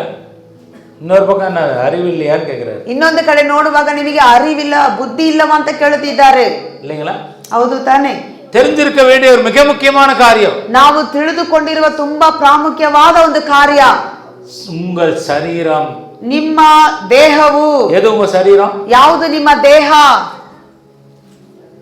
கை, காಲು, மூக்கு, ಬಾಯಿ எல்லாமே. ಕೈ, ಕಾಲು, ಮೂಗು, ಕಣ್ಣು, ಬಾಯಿ ಎಲ್ಲವೂ ನಮ್ಮ ದೇಹ. சரீரம். ಇದೇ ಶರೀರವಾಗಿದೆ. இந்த சரீரம் எப்படிப்பட்டது? ಈ ಶರೀರ ಎಂತದ್ದು ಅಂದರೆ நீங்கள் தேவனாலே பெற்று ನೀವು ದೇವರಿಂದ ಹೊಂದಿ உங்களிலே தங்கி இருக்கிற ನಿಮ್ಮ ಒಳಗಡೆ ತಂಗಿ ಇರುವ பரிசுத்த ஆவியினுடைய ஆலயமாய் இருக்கிறது. ಪರಿಶುದ್ಧ ಆಲಯದ ಪರಿಶುದ್ಧ ಆತ್ಮನ ಆಲಯವಾಗಿದೆ. Praise the Lord. Praise the Lord. Hallelujah. Hallelujah. Praise the Lord. Praise the Lord. Praise the Lord. Praise the Lord. உங்களுக்குள்ள ஒருத்தர் தங்கி இருக்கிறார். ನಿಮ್ಮ ಒಳಗಡೆ ಒಬ್ಬರು ತಂಗಿ ವಾಸವಾಗಿದ್ದಾರೆ. ಆಮೆನ್. ಆಮೆನ್. Hallelujah. Hallelujah. இதை நீங்க முதல்ல புரிஞ்சுக்கணும். ಇದನ್ನು ನೀವು ಮೊದಲು ಅರ್ಥ ಮಾಡಿಕೊಳ್ಳಬೇಕು. நான் சொல்லிட்டு இல்ல, நாங்கள். ನಾನು ಎಂಬುದಲ್ಲ, ನಾವು ಎಂಬುದೇ. தேவனுடைய ஆவியானவர் வந்திருக்கிறாரு. ದೇವರ ಆತ್ಮ ಬಂದಿದ್ದಾರೆ. நீங்களும் இருக்கிறீங்க. ನೀವು ಇದ್ದೀರಿ. இப்போ உங்க 2 பேருக்குள்ள போராட்டங்கள் இருக்கு. ಈಗ ನಿಮ್ಮ ಇಬ್ಬರಲ್ಲಿ ಹೋರಾಟಗಳಿದೆ. மாம்சம் சொல்லுது, ಮಾಂಸ ಹೇಳುತ್ತದೆ தூங்குன்னு சொல்லுது. ನೀನು ನಿದ್ದೆ ಮಾಡು. ஆவியானவர் சொல்றாரு ஜெபம் பண்ணுன்ற. ಪರಿಶುದ್ಧ ಆತ್ಮನ ಹೇಳುತ್ತಾರೆ ನೀನು ಎದ್ದು ಪ್ರಾರ್ಥನೆ ಮಾಡು. இல்லீங்களா? ಹೌದು ತಾನೆ? நீங்க ஸ்பிரிச்சுவலா என்னென்ன செய்யணும்னு நினைக்கிறீங்களோ, ನೀವು ಆತ್ಮಿಕವಾಗಿ ಏನೆಲ್ಲ ಮಾಡಬೇಕು ಅನ್ಕೊಂಡಿದ್ದೀರೋ அதை செய்யாதபடிக்கு ஒன்று உங்களுக்குள்ள இருந்து எழும்பி செய்ய முடியாதபடி தடுத்துக்கிட்டு இருக்கும். ಅದು ಮಾಡಕ ಆಗದ ಹಾಗೆ ನಿಮ್ಮ ಒಳಗಡೆ ಒಂದು ಕಾರ್ಯ ಎದ್ದು ತಡೆ ಮಾಡುತ್ತಾ ಇರುತ್ತದೆ. இப்ப ஆவியானவர் உங்களுக்குள்ள வந்த பிறகு, ಈಗ ಪವಿತ್ರಾತ್ಮನು ನಿಮ್ಮ ಒಳಗಡೆ ಬಂದ ಮೇಲೆ உங்களுடைய இருதயத்தை மாற்றுகிறார். ನಿಮ್ಮ ಹೃದಯವನ್ನು ಆತನ ಬದಲಾಯಿಸುತ್ತಾ ಇದ್ದಾರೆ. ஆமென். ಆಮೆನ್. ஹல்லேலூயா. ಹಲ್ಲೆಲೂಯಾ. என் இருதயம் இன்னும் மாறலன்னு சொன்னீங்கன்னா ஆவியானவர் வரலன்னு அர்த்தம். ನನ್ನ ಹೃದಯ ಇನ್ನೂ ಬದಲಾಗಲಿಲ್ಲ ಅಂದರೆ ಪರಿಶುದ್ಧ ಆತ್ಮನು ನಿಮ್ಮ ಒಳಗಡೆ ಇನ್ನೂ ಬಂದಿಲ್ಲ ಅಂತ ಅರ್ಥ. ஆவியானவர் வந்துட்டாருன்னா இருதயத்தை மாற்ற ஆரம்பிப்பாரு, உங்களோட பேச ஆரம்பிப்பாரு. ಪರಿಶುದ್ಧ ಆತ್ಮನು ನಿಮ್ಮ ಹೃದಯದ ಒಳಗಡೆ ಬಂದರೆ ನಿಮ್ಮ ಹೃದಯವು ಬದಲಾವಣೆ ಆಗುತ್ತದೆ. ಆತನು ನಿಮ್ಮ ಸಂಗಡ ಮಾತನಾಡುವುದಕ್ಕೆ ಪ್ರಾರಂಭಿಸುತ್ತಾನೆ. உங்களை உருவாக்க ஆரம்பிப்பாரு. ನಿಮ್ಮನ್ನು ದೇವರು ನೂತನ ಸೃಷ್ಟಿಯಾಗಿ ರೂಪಿಸುತ್ತಾರೆ. அவருடைய சித்தத்தை செய்வதற்காக உங்களை மாற்ற ஆரம்பிப்பாரு. ಆತನ ಚಿತ್ತವನ್ನು ದೇವರ ಚಿತ್ತವನ್ನು ಮಾಡೋದಿಗೆ ಆತನು ನಿಮ್ಮನ್ನು ರೂಪಿಸುತ್ತಾ ತಯಾರಿ ಮಾಡುತ್ತಾರೆ. அதனால என்ன பண்ணுமா 20வது வசனத்துல, ಅದಕ್ಕಾಗಿ ನಾವು 20ನೇ ವಚನದಲ್ಲಿ ಏನು ಮಾಡಬೇಕು? கிரயத்துக்கு கொல்லப்பட்டீர்களே, ஆகியால் தேவனுடைய உடையவர்களாகிய உங்கள் சரீரத்தினாலும் உங்கள் ஆவியினாலும் தேவனை மகிமைப்படுத்துங்கள். ನೀವು ನಿಮ್ಮ ಸ್ವಂತ ಸ್ವತ್ತಲ್ಲ, ನೀವು ಕ್ರಿಯೆಗೆ ಕೊಳ್ಳಲ್ಪಟ್ಟವರು, ಆದ ಕಾರಣ ನಿಮ್ಮ ದೇಹದಲ್ಲಿ ದೇವರ ಪ್ರಭಾವವನ್ನು ಪ್ರಕಾಶಪಡಿಸಿರಿ. ஆமென். ಆಮೆನ್. நீங்கள் உங்கள் சொந்த சொத்து அல்ல. ನೀವು ನಿಮ್ಮ ಸ್ವಂತ ಸ್ವತ್ತು ಅಲ್ಲ. ஆமென். ಆಮೆನ್. அப்ப இந்த பாடி எல்லாமே ஆண்டவருடைய ரத்தத்தை சிந்தி நம்மளை விலைக்கு வாங்கிட்டார். ನೋಡಿ, ಈ ದೇಹ ಆತ್ಮ ಎಲ್ಲವನ್ನು ದೇವರು ತನ್ನ ಸ್ವಂತ ರಕ್ತವನ್ನು ಸುರಿಸಿ ಆತನ ಕ್ರಿಯೆಯಲ್ಲಿ ಎಲ್ಲವೂ ಕೊಳ್ಳಲ್ಪಟ್ಟಿದೆ. இப்போ தேவனுக்கு உடையவர்களா இருக்கிற உங்கள் சரீரத்தினாலும் ஆவியினாலும் தேவனை நீங்கள் மகிமைப்படுத்துங்கள். ಈಗ ನಾವು ದೇವರಿಗೆ ಸ್ವಂತರಾಗಿರುವುದರಿಂದ ನಾವು ನಮ್ಮ ಶರೀರದ ಮೂಲಕ ಆತ್ಮದ ಮೂಲಕ ದೇವರನ್ನು ಮಹಿಮೆ ಪಡಿಸಿ ಘನಪಡಿಸಿ ಆತನನ್ನು ನಾವು ಘನಪಡಿಸುವವರಾಗಿರಬೇಕು. ಆಮೆನ್. ಆಮೆನ್. ஆடு மேய்த்து கொண்டிருக்கிறவன ಕುರಿ ಮೇಯಿಸುತ್ತಾ ಇದ್ದವನನ್ನು அழைச்சிக்கொண்டு வந்து ಈಗ ಕರ್ಕೊಂಡು ಬಂದು தேவன் அபிஷேகம் பண்ணுகிறார். ದೇವರು ಅಭಿಷೇಕ ಮಾಡಿದ್ದಾರೆ. என்ன பர்பஸ்க்காக அபிஷேகம் பண்றாரு? ಯಾವ ಒಂದು ಕಾರಣದಿಂದ ಆತನನ್ನು ಅಭಿಷೇಕ ಮಾಡುತ್ತಿದ್ದಾರೆ? ಸೌಲಿಗೆ அடுத்தபடி ராஜாவா இருப்பதற்காக, ಸೌಲಿಗೆ ನಂತರ ಆತನ ಅರಸನಾಗಿರುವುದಕ್ಕಾಗಿ. Hallelujah. Hallelujah. Praise the Lord. Praise the Lord. இன்னைக்கு நம்முடைய லைஃப்ல பாருங்க, ಈಗ ನಮ್ಮ ಜೀವನದಲ್ಲಿ ನೋಡಿ, நம்ம ரட்சிக்கப்பட்ட காலத்துல ஆண்டவருக்குள்ள வந்த பிறகு, ನಾವು ರಕ್ಷಣೆ ಹೊಂದ ಕಾಲದಲ್ಲಿ ನಾವು ದೇವರಲ್ಲಿ ಬಂದ ನಂತರ ஞானஸ்தானம் பெறும் பொழுது ದೀಕ್ಷಾಸ್ನಾನ ತಗೊಳ್ಳುವಾಗ பரிசுத்த ஆவியானவர் ಪರಿಶುದ್ಧ ಆತ್ಮನು உள்ளத்துக்குள்ள தங்க ஆரம்பிக்கிறார். ನಮ್ಮ ಹೃದಯದ ಒಳಗಡೆ ತಂಗಿ ವಾಸಿಸುವುದಕ್ಕೆ ಪ್ರಾರಂಭ ಮಾಡುತ್ತಾರೆ. அப்புறம் அவருடைய சமூகத்துல வளர ஆரம்பிக்கும் போது, ನೋಡಿ, ಆತನ ಸಮ್ಮುಖದಲ್ಲಿ ನಾವು ಬೆಳೆಯುವುದಕ್ಕೆ தாகமாய் இருக்கும் போது, ನಾವು ದಾಹವಾಗಿರುವಾಗ, அவருடைய ಅಭಿಷೇಕத்தை ವಾಂಚಿக்கும் போது, ಆತನ ಅಭಿಷೇಕವನ್ನು ಆಸಕ್ತಿಯಾಗಿರುವಾಗ ಆ ಅಭಿಷೇಕದಲ್ಲಿ ದೇವರು ನಮ್ಮನ್ನು ತುಂಬಿಸಿ ನಡೆಸುತ್ತಾರೆ. Hallelujah. Praise the Lord. Praise the Lord. ரட்சிக்கப்பட்ட ஆரம்பத்திலே பாத்தீங்கன்னா ஆவியானவர் உங்களுக்குள்ள கிரியை செய்து கொண்டிருக்கிறார். ರಕ್ಷಣೆ ಹೊಂದಿದಂತ ಪ್ರಾರಂಭದಲ್ಲೇ ಪವಿತ್ರ ಆತ್ಮ ನಿಮ್ಮ ಒಳಗಡೆ ಕ್ರಿಯೆ ಮಾಡುತ್ತಾನೆ. அப்பதான் ஒரு குழந்தையை போல வளர ஆரம்பிக்கிறீங்க. ಆಗ ತಾನೇ ಚಿಕ್ಕ ಮಗುವಿನ ಹಾಗೆ ನೀವು ಬೆಳೆಯುವುದಕ್ಕೆ ಪ್ರಾರಂಭವಾಗುವಿರಿ. ஆனா நீங்க தேவனுக்காக செயல்பட, ಆದರೆ ಇವತ್ತು ದೇವರಿಗಾಗಿ ನೀವು ಕ್ರಿಯೆ ಮಾಡುವುದಕ್ಕೆ தேவனுடைய அபிஷேகம் உங்களுக்கு தேவை. ದೇವರ ಅಭಿಷೇಕ ನಿಮಗೆ ಬೇಕಾಗಿದೆ. இந்த அபிஷேகம் உங்களுக்குள்ளே தேவன் கிரியை செய்கிற காரியத்தை வெளிப்படுத்தி காட்டக்கூடியதாக இருக்கு. ಈ ಒಂದು ದೇವರ ಅಭಿಷೇಕ ಕ್ರಿಯೆಗಳು ನಿಮ್ಮ ಮೂಲಕ ಅದು ಹೊರಗಡೆ ಒಂದು ಪ್ರಕಟಣೆ ಮಾಡಿ ತೋರಿಸುವಂತ ಕಾರ್ಯವಾಗಿದೆ. இப்ப எத்தனையோ ஊழியக்காரங்களை நீங்க பாக்குறீங்க. ಈಗ ಎಷ್ಟೋ ಸೇವಕರನ್ನು ನೀವು ನೋಡುತ್ತಾ ಇರುವಿರಿ. ஒரு சிலருடைய ஜெபங்கள் உங்களுக்கு பாத்தீங்கன்னா ஆசீர்வாதமா இருக்கு. ಕೆಲವರ ಪ್ರಾರ್ಥನೆ ನೋಡುವಾಗ ನಿಮಗೆ ತುಂಬಾ ಆಶೀರ್ವಾದವಾಗಿರುತ್ತದೆ. ஒரு சிலர் பிரசங்கங்களை பார்த்தா ஆசீர்வாதமா இருக்கு. ಕೆಲವರ ಪ್ರಸಂಗವನ್ನು ಕೇಳುವಾಗ ನಿಮಗೆ ತುಂಬಾ ಆಶೀರ್ವಾದವಾಗಿರುತ್ತದೆ. சிலர் பாடல்கள் வந்து உங்களுக்கு ஆசீர்வாதமா இருக்கு. ಕೆಲವರು ಹಾಡು ಆರಾಧನೆ ಮಾಡುವಾಗ ಹಾಡುಗಳ ಮೂಲಕ ನಿಮಗೆ ಆಶೀರ್ವಾದವಾಗಿರುತ್ತದೆ. சோ அவங்களால பெறக்கூடிய அந்த blessing நிமித்தமா, ಅವರ ನಿಮಿತ್ತವಾಗಿ ಬರುವಂತ ಆಶೀರ್ವಾದಗಳ ನಿಮಿತ್ತವಾಗಿ என்ன சொல்றாங்க, அதுக்கு ஒரு ஸ்பெஷல் அனாயிண்டிங் இருக்கு, ನೋಡಿ, அபிஷேகத்தை பெற்றிருக்காங்க. ನೋಡಿ, ನಾವು ಹೇಳ್ತೇವೆ ಅವರಿಗೆ ಇದಕ್ಕೆ ತಕ್ಕ ಹಾಗೆ ಅಭಿಷೇಕ ಕೊಡಲ್ಪಟ್ಟಿದೆ, ಅಭಿಷೇಕ ಹೊಂದಿದವರಾಗಿದ್ದಾರೆ ಎಂಬುದಾಗಿ ಹೇಳುತ್ತೇವೆ. அந்த அபிஷேகம் இருக்கிறதுனாலதான் அந்த வழியாக தேவனுடைய கிரியைகள் வெளிப்பட ஆரம்பிக்குது. ಆಮೇನ್ ಆಮೇನ್. ಬಗೆಬಗೆಯಾಗಿ ಅಭಿಷೇಕಗಳು ಸೇವಕರ ಮೇಲೆ ಇರುವುದರಿಂದಲೇ ಅವರ ಮೂಲಕ ಅಭಿಷೇಕದಲ್ಲಿ ಕ್ರಿಯೆಗಳು ಪ್ರಕಟಣೆಯಾಗಿ ಅದು ಆಶೀರ್ವಾದವಾಗಿದೆ. ஒருத்தர் சிலர் வந்து நல்ல ப்ராபசி எல்லாம் சொல்லிட்டு இருக்காங்க. ಕೆಲವರು ಬಂದು ಪ್ರವಾದನೆ ಮಾತುಗಳನ್ನೆಲ್ಲ ಹೇಳ್ತಾ ಇರ್ತಾರೆ. அப்ப அது அவங்களுக்கு பிளெஸிங்கா இருக்கும்போது பாத்தீங்கன்னா ஜனங்க அதை தேடி போக ஆரம்பிக்கிறாங்க. ನೋಡಿ, ಆ ವಾಕ್ಯಗಳು ಜನರಿಗೆ ಆಶೀರ್ವಾದವಾಗಿ ಇರುವುದಾದರೆ ಆ ಜನರು ಆ ಪಾಸ್ಟರ್ನು ಆ ವ್ಯಕ್ತಿಯನ್ನು ಹುಡುಕಿಕೊಂಡು ಹೋಗುವವರಾಗಿರ್ತಾರೆ. அப்ப ஜனங்க போவது எதுக்காக, ஒரு தீர்க்கதரிசனம் வரும் அப்படின்ட்டு. ನೋಡಿ, ಜನರು ಯಾತಕ್ಕಾಗಿ ಹೋಗುತ್ತಾರೆ ಅಂದ್ರೆ ಅಲ್ಲಿ ಒಂದು ಪ್ರವಾದನೆ ಮತ್ತು ದೇವರ ವಾಕ್ಯ ನನಗೆ ಸಿಗಬಹುದು ಎಂಬುದು ಅವರಿಗೆ கிடைக்கப்பட்ட ஒரு கிருபை.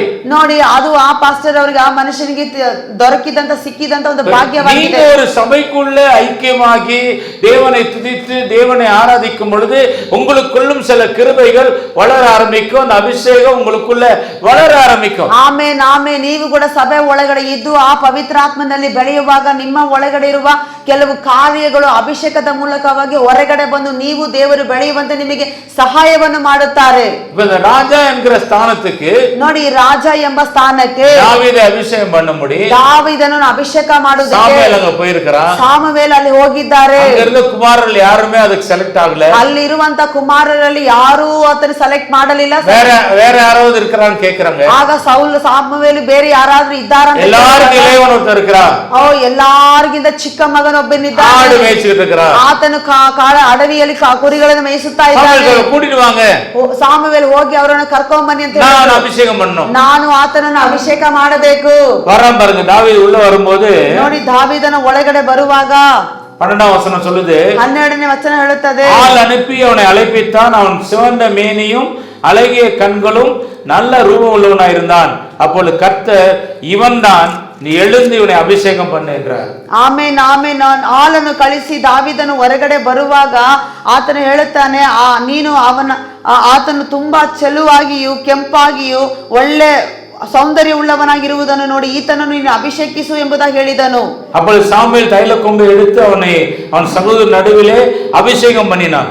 ಆಗ ಸಾಮುವೇಲು ತೈಲ ಕೊಂಬನ್ನು ತೆಗೆದುಕೊಂಡು ಸಹೋದರರ ಮಧ್ಯದಲ್ಲಿ ದಾವೀದನನ್ನು ಅಭಿಷೇಕ ಮಾಡಿದರು. நாள் முதற்கொண்டு கர்த்தருடைய ஆவியானவர் தாவீதின் மேல் வந்து இறங்கி இருந்தார். சாமுவேல் எழுந்து ராமாவுக்கு போய் விட்டார். ನೋಡಿ, ಆ ದಿನದಿಂದ ಪವಿತ್ರಾತ್ಮನು ದಾವೀದನ ಮೇಲೆ ತಂಗಿ ಇಳಿದು ಅಲ್ಲೇ ವಾಸವಾಗಿದ್ದರು. ಸಾಮುವೇಲ್ ಎದ್ದು ರಾಮ ಎಂಬ ಸ್ಥಳಕ್ಕೆ ಹೊರಟು ಹೋದನು. அல்லேலூயா, அல்லேಲೂಯಾ. ಅಪಾಯಿಂಟ್ಮೆಂಟ್ ರಾಜಾ, ಅಪಾಯಿಂಟ್ಮೆಂಟ್ ಏನು? ರಾಜನು. இப்போ அவனுக்கு கிடைச்சது என்ன? ಈಗ ಆತನಿಗೆ ಸಿಕ್ಕಿದ್ದೇನು? அபிஷேகம். ಅಭಿಷೇಕ. அபிஷேகம் வந்த உடனே அவன் அப்பாயிண்ட் ஆயிட்டானா? ಅಭಿಷೇಕ ಬಂದ ಕೂಡಲೇ ಆತನು ಅಪಾಯಿಂಟ್ಮೆಂಟ್ ಆದನಾ? இல்ல ಇಲ್ಲ. இல்லைங்களா? ಇಲ್ಲ. அவன் அந்த அபிஷேகத்தை அவன் பெறும்போது வயசு என்ன சொல்றாங்கன்னா 15ல இருந்து 17 வயசு இருக்கும் அப்படின்றாங்க. ಆತನು ದೇವರ ಅಭಿಷೇಕವನ್ನು ಹೊಂದುವಾಗ ಆತನಿಗೆ ವಯಸ್ಸು ಎಷ್ಟು ಅಂದರೆ 15ರಿಂದ 17 ವರ್ಷ ಇರಬಹುದು. வாலிபனான வயசுல இருக்கும்போது அந்த அபிஷேகம் வந்துச்சு அவனுக்கு. ಒಂದು ಯುವಕನಾಗಿ ಯೌವನಸ್ಥನಾಗಿ ಇರುವಾಗಲೇ ದೇವರ ಅಭಿಷೇಕ ಆತನ ಮೇಲೆ ಇಳಿದು ಬಂತು. 2 சாமுவேಲ್ 2 ಸಾಮುವೇಲನು 5வது அதிகாரம் 5ನೇ ಅಧ್ಯಾಯದಲ್ಲಿ 4-5வது ವಚನத்தை ವಾಸಿங்க. 4-5 ನಾವು ಓದೋಣ. ದಾವೀದನು 30 ವರ್ಷದವನಾದಾಗ ಅರಸನಾಗಿ 40 ವರ್ಷ ಆಳಿದನು. ಅವನು ಹೆಬ್ರೋನಿನಲ್ಲಿ ಇದ್ದುಕೊಂಡು ಯೆಹೂದ ಕುಲ ಒಂದನ್ನೇ ಆಳುತ್ತಿದ್ದು 7 ವರ್ಷವು 6 ತಿಂಗಳು ಯೆರೂಸಲೇಮಿನಲ್ಲಿ ಇದ್ದುಕೊಂಡು ಯೆಹೂದ್ಯರನ್ನು ಎಲ್ಲಾ ಇಸ್ರಾಯೇಲನ್ನು ಆಳಿದ್ದು 33 ವರ್ಷ. ஆமென். அல்லேலூயா, அல்லேலೂಯಾ. தாவீது ராஜாவாகும்போது 30 வயதா இருந்தான். ದಾವೀದನು ಅರಸನಾಗುವಾಗ ಆತನು 30 ವರ್ಷವನಾಗಿದ್ದನು. அவன் 40 வருஷம் ராஜ்யபாரம் பண்ணினான். ಆತನು 40 ವರ್ಷ ಆ ದೇಶವನ್ನು ಆಳುತ್ತಾ ಬಂದನು. 17 வயசுல அபிஷேகம், 17 ವರ್ಷ ವಯಸ್ಸಲ್ಲಿ ಅಭಿಷೇಕ. இப்போ 30 வயசுல அவன் ராஜாவா மாறுறான். ಈಗ 30 ವರ್ಷದಲ್ಲಿ ಆತನು ಅರಸನಾಗಿ ಮಾರ್ಪಟ್ಟನು. அப்ப என்ன நடக்குது பாருங்க. ಆಗ ಏನು ನಡೀತಾ ಇದೆ ನೋಡಿ. அவன் எப்ரோனிலே யூதாவின் மேல் 7 வருஷமும் 6 மாதமும் எருசலேமிலே ಸಮಸ್ತ ಇಸ್ರಾಯೇಲಿನ ಮೇಲೂ ಯೂದಾವಿನ ಮೇಲೂ 33 ವರ್ಷವೂ ರಾಜ್ಯಭಾರ பண்ணினான். ಅವನು ಹೆಬ್ರೋನಿನಲ್ಲಿ ಇದ್ದುಕೊಂಡು ಯೆಹೂದ ಕುಲದನ್ನು ಆಳಿದ್ದು 7 ವರ್ಷವು 6 ತಿಂಗಳು ಯೆರೂಸಲೇಮಿನಲ್ಲಿ ಇದ್ದುಕೊಂಡು ಯೆಹೂದ್ಯರನ್ನು ಎಲ್ಲಾ ಇಸ್ರಾಯೇಲನ್ನು ಆಳಿದ್ದು 33 ವರ್ಷ. அல்லேலூயா, அல்லேಲೂಯಾ.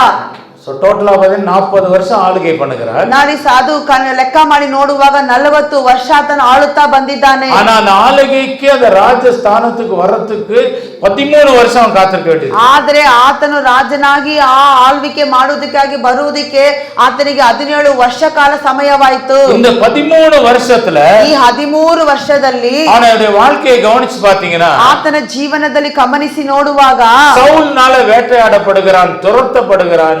ಸೌಲಿಂದ ಆತನು ಬೇಟೆ ಮಾಡಲಿಕ್ಕೆ ಕಾರ್ಯವಾಯಿತು, ಓಡುತ್ತಾ ಇದ್ದಾನೆ. குகையில போய் ஒளிஞ்சுக்கிறான், ವನಾಂತರத்துல ஓடுறான், ಗವಿಯಲ್ಲಿ ಹೋಗಿ ಬಚ್ಚಿಕೊಳ್ಳುತ್ತಾನೆ, ಮತ್ತೆ ಅಡವಿಯಲ್ಲಿ ಕಾಡಲ್ಲಿ ಓಡುತ್ತಾ ಇದ್ದಾನೆ. அங்கங்க காத்திருக்க வேண்டியதாக இருக்கு. ಅಲ್ಲಲ್ಲಿ ಆತನು ಬಚ್ಚಿಟ್ಟುಕೊಂಡು ಕಾಯುತ್ತಾ ಇರುವಂತ ಸಮಯವಾಗಿತ್ತು. அவனுடைய வாழ்க்கையை பற்றின ஒரு நிச்சயமே அவனுக்கு இல்லாம இருக்கு. ಆತನ ಜೀವನದ ಕುರಿತು ಒಂದು ನಿಶ್ಚಯ ಆತನಿಗೆ ಇಲ್ಲದೇ ಇತ್ತು. ஆனால் அவன் அபிஷேகம் பண்ணப்பட்டவன். ಆದರೂ ನಾನು ಅಭಿಷೇಕ ಮಾಡಲ್ಪಟ್ಟವನು. அல்லேலூயா, அல்லேலூயா. praise the Lord. Praise the Lord. உங்களுடைய அபிஷேகம் ನಿಮ್ಮ ಅಭಿಷೇಕ உங்களை தேவனால வச்சிருக்கிற அந்த ஸ்தானத்துக்கு உங்களை கொண்டு போகிறது. ದೇವರು ನಿಮಗೆ ಇಟ್ಟಿರುವ ಅಭಿಷೇಕ ಸ್ಥಾನದಲ್ಲಿ ನಿಮ್ಮನ್ನು ದೇವರು ಅಲ್ಲಿಗೆ ಕೊಂಡು ಒಯ್ಯುತ್ತಾರೆ. ஆனா போகிற பாதையை கவனிச்சு பாத்தீங்கன்னா ಆದ್ರೆ ನೀವು ಹೋಗುವಂತ ಮಾರ್ಗವನ್ನು ಗಮನಿಸಿ ನೋಡುವಾಗ எந்த விதமான க்ளூ உங்களுக்கு கிடைக்காது. ಯಾವ ರೀತಿಯಾದ ಒಂದು ಉದಾಹರಣೆ ನಿವಾರಣೆ ಕೂಡ ಒಂದು ಸಹಾಯ ಕೂಡ ನಿಮಗೆ ಸಿಗೋದಿಲ್ಲ. அவன் எத்தனை முறை யோசித்தானோ நான் எப்படி ராஜாவா போறேன். ದಾವೀದನು ಎಷ್ಟು ಬಾರಿ ಯೋಚನೆ ಮಾಡಿರ್ಬೋದು, ಒಂದು ವೇಳೆ ನಾನು ಯಾವಾಗಪ್ಪ ಅರಸನಾಗುವುದು ಎಂಬುದಾಗಿ. என்னைக்கு என்ன நடக்கும் எனக்கு தெரியலையே. ಯಾವತ್ತು ಯಾವಾಗ ನನಗೆ ಏನಾಗುತ್ತದೋ ಎಂಬುದು ನನಗೆ ಗೊತ್ತಿಲ್ಲವಲ್ಲ. ஒருவேளை நம்ம லைஃப் கவனிச்சீங்கன்னா அப்படிதான் இருக்கு, ಗ್ಯಾರಂಟಿಯೇ ಇಲ್ಲದ ಲೈಫ್. ನಮ್ಮ ಜೀವನ ಕೆಲವು ಬಾರಿ ನಾವು ಯೋಚನೆ ಮಾಡಿ ನೋಡುವಾಗ ನಮ್ಮ ಜೀವನಕ್ಕೆ ನಮಗೆ ಅದು ಗ್ಯಾರಂಟಿ ಇಲ್ಲದಾಗಿದೆ. பிரச்சனை பிரச்சனை பிரச்சனை, ಯಾವಾಗಲೂ ಸಮಸ್ಯೆ ಸಮಸ್ಯೆ, ತೊಂದರೆ ತೊಂದರೆ. சில பேர் சொல்லுவாங்க கர்த்தருக்குள்ள வந்த பிறகுதான் பிரதர் இவ்வளோ பாடு இருக்கு. ಕೆಲವರು ಹೇಳ್ತಾರೆ ದೇವರಲ್ಲಿ ಯೆಹೋವನಲ್ಲಿ ಬಂದ ಮೇಲೆನೆ ಆ ನಂತರ ನನಗೆ ತುಂಬಾ ಬಾಧೆ ಕಷ್ಟಗಳು. அதுக்கு முன்னாடி கொஞ்சம் தான் இருந்துச்சு, ಅದಕ್ಕೆ ಮುಂಚೆ ನನಗೆ ಸ್ವಲ್ಪ ಇತ್ತು, இப்பதான் எல்லாமே இருக்கு. ಆದ್ರೆ ಈಗ ತಾನೇ ನನಗೆ ಎಲ್ಲಾ ಇದೆ. ஏன்? ಯಾಕೆ?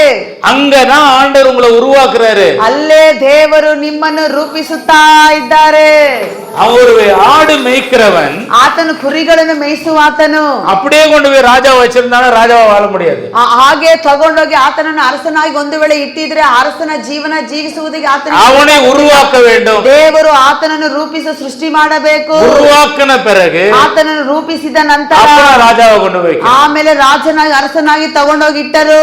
அல்லேலூயா அல்லேலூயா, praise the Lord, praise the Lord. So அங்கே உருவாக்கப்படுகிறது. ನೋಡಿ ಅಲ್ಲಿ ರೂಪಿಸಲ್ಪಡುತ್ತಾ ಇದೆ. அவனுடைய இருதயம் கர்த்தரை தேடிக் கொண்டு இருக்கிறது. ಆತನ ಹೃದಯ ಯಾವಾಗಲೂ ಯೆಹೋವನನ್ನೇ ಹುಡುಕುತ್ತಾ ಇದೆ. ஆண்டவரை துதித்துக் கொண்டு இருக்கிறது. ದೇವರನ್ನೇ ಸ್ತುತಿ ಮಾಡುತ್ತಾ ಇದೆ. பாடிக்கொண்டு இருக்கிறது. ಆತನನ್ನೇ ಸ್ತುತಿಸಿ ಕೊಂಡಾಡುತ್ತಾ ಹಾಡುತ್ತಾ ಇದೆ. அல்லேலூயா, அல்லேலூயா. இன்னைக்கு நான் ஒரு பாஸ்டர், ಇವತ್ತು ನಾನೊಂದು ಪಾಸ್ಟರ್. ஆனா நான் அபிஷேகம் பெற்ற காலத்துல நான் பாஸ்டர் கிடையாது. ನಾನು ಅಭಿಷೇಕ ಹೊಂದಿದಂತ ಕಾಲದಲ್ಲಿ ಪಾಸ್ಟರ್ ಇಲ್ಲ. நான் ஒரு எக்ஸ்ரே டெக்னீஷியன். ನಾನು ಒಂದು ಕೆಲಸದಲ್ಲಿ ಒಂದು ಜವಾಬ್ದಾರಿಯಲ್ಲಿದ್ದೆ. வேலை செஞ்சிருக்க மனுஷன். ನಾನು ಕೆಲಸ ಮಾಡುವಂತ ಮನುಷ್ಯನಾಗಿದ್ದೆ. எவ்வளவு பிரச்சனைகளை வாழ்க்கையில சந்திச்சிருக்கிறேன். ಎಷ್ಟೋ ಸಮಸ್ಯೆಯನ್ನು ಪಾಸು ಜೀವನದಲ್ಲಿ ಸಂಧಿಸಿದ್ದೇನೆ. எவ்வளவு இழப்புகளை சந்திச்சிருக்கிறேன். ಎಷ್ಟೋ ನಷ್ಟವನ್ನು ನನ್ನ ಜೀವನದಲ್ಲಿ ಸಂಧಿಸಿದ್ದೇನೆ.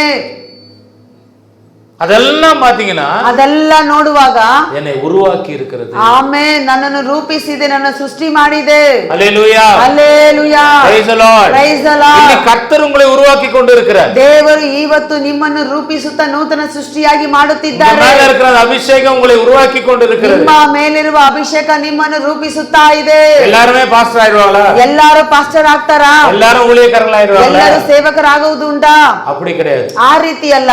ஆனா நீங்க எதற்காக அழைக்கப்பட்டிருக்கிறீங்களோ அதுவா நீங்க மாறிடுவீங்க. Amen amen. ದೇವರು ಚಿತ್ತವಾಗಿ ನಿಮ್ಮನ್ನು ಯಾವ ಕಾರ್ಯಕ್ಕಾಗಿ ಕರೆಯಲ್ಪಟ್ಟಿದ್ದೀರೋ ಅದೇ ರೀತಿಯಾಗಿ ನೀವು ಮಾರ್ಪಡ್ತೀರಾ. இந்த சரீரத்துல ಈ ಶರೀರದಲ್ಲಿ கர்த்தர் அவயங்களை வச்சிருக்கிறாரு. ದೇವರು ಅವಯಗಳನ್ನು ಇಟ್ಟಿದ್ದಾರೆ. இந்த சபையில ಈ ಸಭೆಯಲ್ಲಿ அவயங்களாக உங்களை வச்சிருக்கிறாரு. ದೇವರು ಅಂಗಗಳಾಗಿ ನಿಮ್ಮನ್ನು ಇಟ್ಟಿದ್ದಾರೆ. நீங்க அவருக்குள் வளர்ந்து கனி கொடுக்க வேண்டும், ஆண்டவரை மகிமைப்படுத்த வேண்டும் என்பது அவருடைய நோக்கமாக இருக்கிறது. ನೀವು ಆತನಲ್ಲಿ ಬೆಳೆದು ಫಲಗಳನ್ನು ಕೊಡಬೇಕು, ಆತನ ನಾಮವನ್ನು ನೀವು ಮಹಿಮೆ ಪಡಿಸಬೇಕೆಂಬುದೇ ಆತನ ಒಂದು ಚಿತ್ತವಾಗಿದೆ. ஒருத்தர் கண்ணா இருக்கலாம், ஒருத்தர் காலா இருக்கலாம், ஒருத்தர் கையா இருக்கலாம். ಒಬ್ಬರು ಕಣ್ಣಾಗಿರಬಹುದು, ಒಬ್ಬರು ಕೈಯಾಗಿರಬಹುದು, ಒಬ್ಬರು ಕಾಲಾಗಿರಬಹುದು. ஆனா நீங்க எல்லாருமே தேவனை மகிமைப்படுத்த வேண்டும். ಆದ್ರೆ ಎಲ್ಲರೂ ದೇವರನ್ನ ಮಹಿಮೆ ಪಡಿಸಬೇಕು. அது உங்க மேல விழுந்திரு கடமை. ಅದು ನಿಮ್ಮ ಮೇಲೆ ಬಂದಿರುವ ಕರ್ತವ್ಯ, நீங்க ಜವಾಬ್ದಾರಿ. எந்த நிலைமையில் இருந்தாலும் தேவனை மகிமைப்படுத்துகிற பாத்திரங்களாக நீங்கள் காணப்பட வேண்டும். ಆಮೇಲೆ ಎಂತ ಪರಿಸ್ಥಿತಿನಲ್ಲಿ ಇದ್ದರೂ ಸಹ ದೇವರನ್ನು ಘನಪಡಿಸುವ, ಮಹಿಮೆ ಪಡಿಸುವ ಪಾತ್ರೆಯಾಗಿ ಇರಬೇಕು ದೇವರಿಗೆ. கர்த்தர் உங்களை உருவாக்கி கொண்டிருக்கிறார். ದೇವರೇ ನಿಮ್ಮನ್ನು ರೂಪಿಸುತ್ತಾ ಇದ್ದಾರೆ. சிலருடைய லைஃப் எல்லாம் பாத்தீங்கன்னா ಕೆಲವರ ಜೀವನವನ್ನು ನಾವು ನೋಡುವಾಗ மிகுந்த வியாதியின் படுக்கையில கடந்து போயிருப்பாங்க. ತುಂಬಾ ಘೋರವಾದ ವ್ಯಾಧಿಯ ಹಾಸಿಗೆಯಲ್ಲಿ ಹೋದಂತವರಾಗಿರ್ತಾರೆ. அந்த வியாதியின் படுக்கையில கூட அநேக ஆத்துமாக்களுக்கு சுவிசேஷம் அறிவித்து அநேக ஆத்துமாக்களை ஆதாயப்படுத்தி இருப்பார்கள். Amen amen. ಅಂತ ವ್ಯಾಧಿಯ ಘೋರವಾದ ಹಾಸಿಗೆಯಲ್ಲಿ ಮಲಗಿಕೊಂಡು ಕೂಡ ಅವರು ದೇವರ ಸುವಾರ್ತೆಯನ್ನು ಸಾರಿ ಎಷ್ಟು ಆತ್ಮ ಆದಾಯವನ್ನು ಕೂಡ ಮಾಡಿದ್ದಾರೆ. அல்லேலூயா, அல்லேலூயா, praise the Lord. praise the Lord. அதனால ஆண்டவருடைய நாமம் மகிமைப்படுகிறது. ಆದ್ದರಿಂದ ಕೂಡ ದೇವರ ನಾಮ ಮಹಿಮೆ ಹೊಂದುತ್ತಾ ಇದೆ. நம்முடைய லைஃப்ல ಇವತ್ತು ನಮ್ಮ ಒಂದು எந்த ಜೀವನದಲ್ಲಿ நிலைமையில இருந்தாலும் ಎಂತ ಒಂದು ಪರಿಸ್ಥಿತಿನಲ್ಲಿ ಇದ್ದರೂ நான் கர்த்தரை மகிமைப்படுத்துவேன். ನಾನು ಯೆಹೋವನನ್ನು ಮಾತ್ರವೇ நான் கர்த்தரை மகிமைப்படுத்துவேன். ನಾನು ದೇವರನ್ನು ಮಾತ್ರವೇ அவருடைய மகிமைக்காக நான் ஜீவிப்பேன். ಆತನ ಮಹಿಮೆಗಾಗಿ ನಾನು அவர் எனக்கு ಜೀವಿಸುವೆನು. கொடுத்திருக்கிறது அபிஷேகம் ಆತನು ನನಗೆ ಕೊಟ್ಟಿರುವ ಅಭಿಷೇಕ வெளியேற பெற்றதாக இருக்கிறது. ಬೆಲೆ ಉಳ್ಳ ಒಳ್ಳೆದಾಗಿದೆ. அவருடைய நோக்கத்தை நிறைவேற்ற கர்த்தரை நடத்தி கொண்டிருக்கிறார். ಆತನ ಚಿತ್ತವನ್ನು ಉದ್ದೇಶವನ್ನು ನೆರವೇರಿಸುವುದಕ್ಕೆ ದೇವರು ನನ್ನನ್ನು ಮಾರ್ಗ ನಡೆಸುತ್ತಾ ಇದ್ದಾರೆ. உங்களுடைய ஜெபம் அநேகரை தொடும். ನಿಮ್ಮ ಪ್ರಾರ್ಥನೆ ಅನೇಕರನ್ನು ಮುಟ್ಟುತ್ತದೆ. உங்க ஜெபத்தினால் அநேகர் ரட்சிக்கப்படுவார்கள். ಆಮೆನ್. ನಿಮ್ಮ ಪ್ರಾರ್ಥನೆ ಮೂಲಕವಾಗಿ ಅನೇಕರು ರಕ್ಷಣೆ ಹೊಂದುವರು. நீங்க சுவிசேஷ அறிவிக்கிறதுனால அநேகர் ரட்சிக்கப்படுவார்கள். ಆಮೆನ್. ಶುಭ ವರ್ತಮಾನವನ್ನು ಸಂದೇಶವನ್ನು ಹೇಳುವಾಗ ಅನೇಕರು ನಿಮ್ಮ ಮೂಲಕ ರಕ್ಷಣೆ ಹೊಂದುವರು. ஒருவேளை ஊழியத்துக்கு அழைச்சிருந்தா அந்த ஊழியத்துக்கு ஒப்பு கொடுத்துவாங்க. ಆಮೆನ್. ಒಂದು ವೇಳೆ ನಿಮ್ಮನ್ನು ಸೇವೆಗೆ ಕರೆದಿದ್ದರ ಸೇವೆಗೆ ನಿಮ್ಮನ್ನು ಒಪ್ಪಿಸಿಕೊಟ್ಟು ಮುಂದೆ ಬನ್ನಿರಿ. காரியத்துக்காக கர்த்தர் உங்களுக்குள்ள கிரியை செய்யறாரோ கண்டிப்பா அது வெளியே வர ஆரம்பிக்கும். Amen amen. ಯಾವ ಕಾರ್ಯಕ್ಕಾಗಿ ದೇವರು ನಿಮ್ಮನ್ನು ಅಭಿಷೇಕ ಮಾಡಿದ್ದಾರೋ ಆ ಕಾರ್ಯ ಖಂಡಿತವಾಗಿ ಹೊರಗಡೆ ಬಂದೇ ಬರುತ್ತದೆ. வசனம் கேட்க கேட்க கேட்க கேட்க அது உங்களை மாற்றிக்கொண்டே இருக்கும். ಆಮೆನ್. ದೇವರ ವಚನವನ್ನು ಕೇಳುತ್ತಾ ಕೇಳುತ್ತಾ ಅದು ನಿಮ್ಮನ್ನು ಬದಲಾಯಿಸಿಕೊಂಡೇ ಬರುತ್ತದೆ. ஹalleluya ஹalleluya praise the lord praise the lord. அடுத்து பாருங்க, தாவீது இருந்த நிலைமையில உண்மை உள்ளவனாக இருக்கிறான். ನೋಡಿ ಎರಡನೇದಾಗಿ ನೋಡುವಾಗ ದಾವೀದು ಇತ್ತ ಪರಿಸ್ಥಿತಿಯಲ್ಲಿ ದೇವರಿಗೆ ನಂಬಿಗಸ್ತನಾಗಿ ಯಥಾರ್ಥ ಚಿತ್ತವುಳ್ಳವನಾಗಿದ್ದನು. அவனுடைய இருதயம் பாருங்க, ಆತನ ಹೃದಯವನ್ನು ನೋಡಿರಿ. சவுலுக்கு விரோதமா எப்பவுமே எழும்பல. ಸೌಲನಿಗೆ ವಿರೋಧವಾಗಿ ಯಾವಾಗಲೂ ಎದ್ದೇಳಲೇ ಇಲ್ಲ. நான் ಅಭಿಷೇகம் பண்ணப்பட்டிருக்கிறேன், ನಾನು ಅಭಿಷೇಕ ಮಾಡಲ್ಪಟ್ಟಿದ್ದೇನೆ, அடுத்த ராஜா நான் தான், ಮುಂದಿನ ಅರಸನು ನಾನೇ. இவனை இப்போ க்ளோஸ் பண்ணிட்டா கூட அடுத்தது என்ன ராஜா வச்சிருவாங்க. ಈಗ ಈತನನ್ನು ಕೊಂದಾಕಿದರೂ ಸಹ ನನ್ನನ್ನು ಮುಂದೆ ನೆಕ್ಸ್ಟ್ ನಾನೇ ರಾಜನಾಗಿ ಬರಬಹುದು சோ அந்த ಎಂಬುದು ஷார்ட் கட்ல போயிடலாமே. ನೋಡಿ ಆ ಅಡ್ಡ ದಾರಿಯಲ್ಲಿ ಹೋಗಬಹುದಲ್ಲ. ஏன் நான் வெயிட் பண்ணணும்? ಯಾಕೆ ನಾನು ಕಾಯುತ್ತಾ ಇರಬೇಕು? அப்படின்னு யோசிக்கவே இல்லை. ನೋಡಿ ಆ ರೀತಿ ದಾವೀದನು ಯೋಚನೆ ಮಾಡಲೇ ಇಲ್ಲ.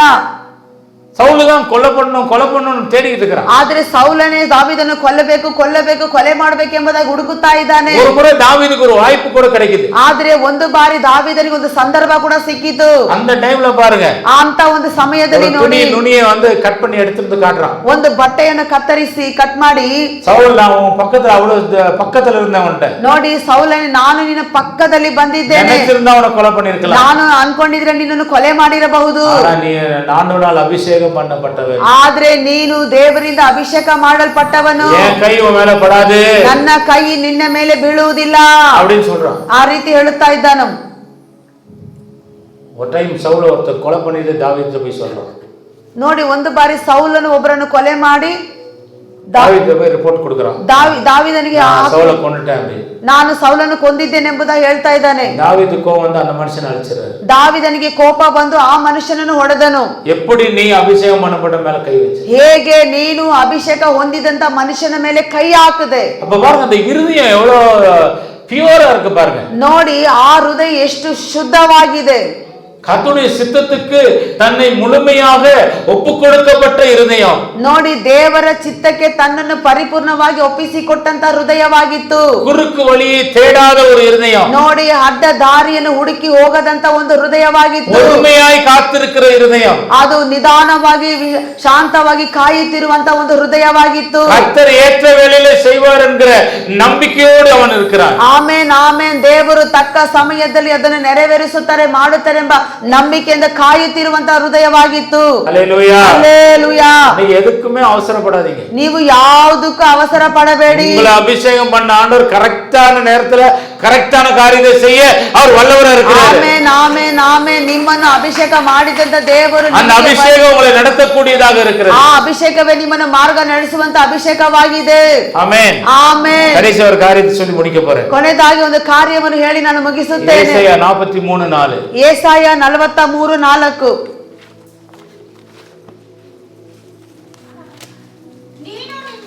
ನೀನು ನನ್ನ ದೃಷ್ಟಿಯಲ್ಲಿ ಅಮೂಲ್ಯನು, ಮಾನ್ಯನು, ಪ್ರಿಯನು ಆಗಿರುವುದರಿಂದ ನಾನು ನಿನಗೆ ಬದಲಾಗಿ ಮನುಷ್ಯರನ್ನು ನಿನ್ನ ಪ್ರಾಣಕ್ಕೆ ಪ್ರತಿಯಾಗಿ ಜನಾಂಗಗಳನ್ನು ಕೊಡುವೆನು. ஆமென் ಆಮೆನ್. நீ என் பார்வைக்கு அருமையானபடியினால் ನೀನು ನನ್ನ ದೃಷ್ಟಿಗೆ ಅಮೂಲ್ಯನಾಗಿರುವುದು கனம் பெற்றாய். ನೀನು ಘನವನ್ನು ಹೊಂದಿದಿ. ನಾನು உன்னை சிநேகித்தேன். ನಾನು ನಿನ್ನನ್ನು ಸ್ನೇಹ ಮಾಡಿದ್ದೇನೆ. ஆதலால் ಆದುದರಿಂದ உனக்கு பதிலாக ನಿನಗೆ ಬದಲಾಗಿ ಮನುಷ್ಯರನ್ನು உன் ஜீவனுக்கு ஈடாக ನಿನ್ನ ಜೀವಕ್ಕೆ ಈಡಾಗಿ ஜனங்களையும் கொடுப்பேன். ಜನರನ್ನು ನಾನು ಕೊಡುವೆನು. ஹல்லேலூயா ஹல்லேலூயா. praise the Lord. Praise the Lord. பாருங்க, ஆண்டோடைய பார்வை உங்க மேல பட்டுருச்சு, உங்களை பார்த்துட்டாருன்னா கனம் உங்களை தேடி வருகிறது. Amen amen. ದೇವರ ದೃಷ್ಟಿ ನಿಮ್ಮ ಮೇಲೆ ಬಿದ್ದರೆ ನಿಮಗೆ ಬೇಕಾಗಿರುವ எனக்கு நீ அருமையா இருக்கிறபடினால நீ கனம் பெற்றாய். ನನಗೆ ನೀನು ಪ್ರೀತಿಯಾಗಿ ಮಮತೆಯಾಗಿ ಇರುವುದರಿಂದ ನೀನು ಘನತೆಯನ್ನು ಹೊಂದಿರುವಿ. ஹல்லேலூயா ಹಲ್ಲೇಲೂಯಾ. கர்த்தருடைய பிள்ளைங்க எங்குமே கனவீனப்பட மாட்டாங்க. Amen amen. ದೇವರ ಮಕ್ಕಳು ಎಂದಿಗೂ ಎಲ್ಲಿಗೂ ಘನಹೀನತೆ ಹೊಂದುವುದಿಲ್ಲ, ಪಡುವುದಿಲ್ಲ. அவர்களை நிச்சயமாக கர்த்தர் உயர்த்துறார். Amen amen. ಅಂತವರನ್ನು ಖಂಡಿತವಾಗಿ ದೇವರು ಮೇಲಕ್ಕೆ ಕೊಂಡು ಬರ್ತಾರೆ. கனத்துக்குரியவர்களாக வைக்கிறார். ಆಮೆನ್. ಘನತೆಗೆ ಯೋಗ್ಯತೆ ಉಳ್ಳವರಾಗಿಡುತ್ತಾರೆ. ஒரு சிலர் உங்களை பரியாசம் பண்ணலாம். ಒಬ್ಬರು ನಿಮ್ಮನ್ನು ಪರಿಹಾಸ ಗೇಲಿ ಮಾಡಬಹುದು. ஒருவேளை கேவலமா பார்க்கலாம். ಒಂದು ವೇಳೆ ಕೇವಲವಾಗಿ ನಮ್ಮನ್ನು ನೋಡಬಹುದು. அவர்களை பற்றி கவலைப்படாதீங்க. ಅವರನ್ನು ಕುರಿತು ನೀವು ಚಿಂತೆ ಮಾಡಬೇಡಿ. கர்த்தர் உங்களை வச்ச இடத்துல உங்க கனத்துக்குரியவங்களை வைப்பார். ಆಮೆನ್. ದೇವರು ನಿಮ್ಮನ್ನು ಇಟ್ಟಂತ ಸ್ಥಳದಲ್ಲಿ ನಿಮ್ಮನ್ನು ಘನತೆ ಉಳ್ಳವರಾಗಿ ಬೇರ್ಪಡಿಸುತ್ತಾರೆ. Amen amen amen. நல்லா புரிஞ்சுங்க. உங்களுக்கு ಚೆನ್ನಾಗಿ ಅರ್ಥ ಮಾಡಿಕೊಳ್ಳಿ ನಿಮ್ಮ ಜೀವನವನ್ನು. ஒரு குடிகாரனை பார்த்து என்ன சொல்றோம்? ಒಂದು ಕುಡಿತವ ಮನುಷ್ಯನ ನೋಡಿ ಏನ್ ಹೇಳ್ತೇವೆ? ஐயோ குடிக்காரன், ಅಯ್ಯೋ ಈ ಮನುಷ್ಯ ಯಾವಾಗ್ಲೂ ಕುಡಿತಾ ಇರ್ತಾನೆ, ಕುಡುಕ ಅಂತೀವಿ.